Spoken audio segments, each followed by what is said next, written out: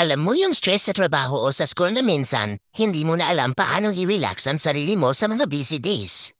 Dito pumapasok ang Grasshead Doll Room Decor. Perfect para sa chill vibes at relaxation, lalo na sa mga office setup or study area mo. Kaya, bago ka mag-relax at magpa-breed, ito ang mga to-go features na makakatulong sa'yo. Una, soak mo muna ang buong grass doll sa tubig ng 30 minutes.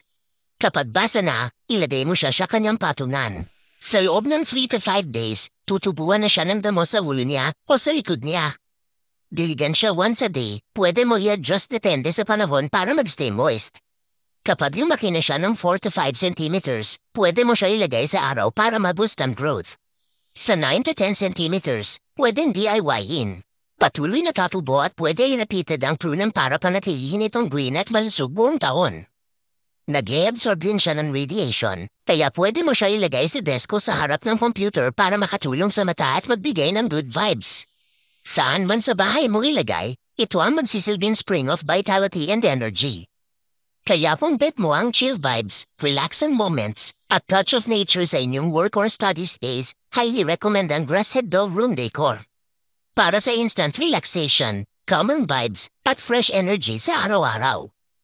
Check out na yarn. Please share and follow me for more sulit sale. Salamat!